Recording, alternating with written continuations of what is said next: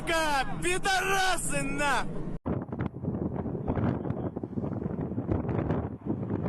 A Russian Su-25 fighter jet has crashed immediately after takeoff in Crimea, emitting a huge fireball as Putin's botched invasion of Ukraine continues to suffer huge losses. On Sunday morning, the jet, which costs an estimated $12 million, tried to take off alongside another aircraft at a strip on the Crimean Peninsula.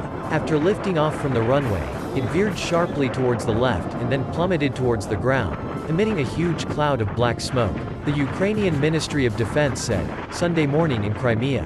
Another Su-25 is down. Incompetence at all levels. Weapons in the hands of Russians are the danger, first of all, to themselves. The cause of the incident is not yet clear, but Ukrainian reports said the pilot lost control of the aircraft. Su-25 fighter jets were developed in the 1970s in the Soviet Union and have been used in the Afghan War, the Syrian Civil War and the invasion of Ukraine. Kyiv's counterattack is continuing to gain ground, leading some to hope that a turning point in the war has finally been reached. Military intelligence said large numbers of Moscow's soldiers had laid down their weapons rather than fight troops advancing east out of Kharkiv because they understand the hopelessness of their situation. Oleksiy Arestovich, advisor to Ukrainian President Volodymyr Zelensky, said the military has captured so many Russian soldiers over the last several days that it is running out of space to house them, with military intelligence spokesman Andrei Yusov adding that significant numbers of Russian officers are among them. Meanwhile, Russian troops fighting a second counterattack in the southern Kherson region were said to be negotiating their own surrender, having apparently run out of ammunition, though details from the frontline are sparse amid an information blackout imposed by Kyiv. Zelensky, speaking in a late-night address, said Ukraine's armies had captured a total of 2,300 square miles in the east and south since the beginning of September, an area about 4 times the size of Greater London, as he called on Western allies to supply more weapons to help consolidate the gains. Ukraine and the West must strengthen cooperation to defeat Russian terror, he said, while calling specifically for air defense systems to help protect civilian areas that Putin's commanders have begun targeting as revenge for their battlefield defeats, blowing up power stations in the city of Kharkiv on Monday. Zelensky described the strikes as a sign of the desperation of those who invented this war. He added, "This is how they react to the defeat of Russian troops in the Kharkiv region. They can't do anything to our heroes on the battlefield, and that's why Russia is directing its vile strikes against civilian infrastructure." Russia invaded Ukraine on February 24 with the aim of carrying out a days-long, special military operation to bring the country back under the Kremlin's sway, but was dealt a humiliating defeat around Kyiv and fled. Putin's commanders refocused and stated the new goal was to fully liberate the eastern Donbass region, where it was hoped the open countryside and closer proximity to Russia would help bring greater success. What followed was months of bloody attritional warfare that saw both sides suffer huge casualties while Russia made slow but steady advances under withering artillery fire. But as that advance slowed, Ukraine, which had taken time to recruit and train new soldiers, and equip them with newly supplied Western weapons, launched a long-awaited attack to reclaim the southern city of Kherson. Moscow hastily moved troops south to defend it, opening the door to a second attack east out of Kharkiv, which succeeded in smashing through Russian front lines and caused troops to flee the entire region. As the tide of war shifted back in Ukraine's favor, the mood across the country turned from one of bitter endurance to one of jubilation. In Kharkiv, authorities hailed that power and water had been restored to about 80% of the region's population following Russian attacks on infrastructure that knocked out electricity in many places across Ukraine. "You are heroes," Kharkiv Mayor Ihor Terikov wrote on Telegram, referring to crews who restored utilities in Ukraine's second biggest city. "Thanks to everyone who did everything possible on this most difficult night for Kharkiv to normalize the life of the city as soon as possible." Meanwhile, in Russia, signs of disarray emerged as Russian military bloggers and other commentators chastised the Kremlin for failing to mobilize more forces and take stronger action against Ukraine.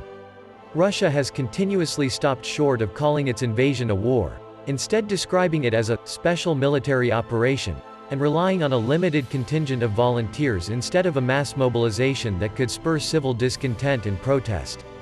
Ramzan Kadyrov, the Moscow-backed leader of the Russian region of Chechnya, publicly criticized the Russian Defense Ministry for what he called mistakes that made the Ukrainian blitz possible. Even more notable, Opa. such criticism seeped onto state-controlled Russian TV. People who convinced President Putin that the operation will be fast and effective. These people really set up all of us, Boris Nadezhdin, a former parliament member, said on a talk show on NTV television. We're now at the point where we have to understand that it's absolutely impossible to defeat Ukraine using these resources and colonial war methods. Some in Russia blamed Western weapons and fighters for the losses. It's not Ukraine that attacked Izium, but NATO, read a headline in the state-supported Komsomolskaya Pravda newspaper, referring to one of the areas where Russia said it has withdrawn troops. Elsewhere, residents of a Russian village just across the border from Ukraine were evacuated after shelling by Ukrainian troops killed one person, according to Russia's TASS news agency. The report cited the head of the local administration in Logachevka, who said Ukrainian troops opened fire at a border checkpoint. Pro-Kremlin separatists reported that Ukrainian troops were approaching the town of Lyman, a rail hub captured by Russia in late May that offers access to bridges over the nearby Siversky Donets River. Aerial drone footage of Russia's humiliating retreat has been captured by Ukrainian troops, as Vladimir Putin's forces were seen fleeing the key town of Izium.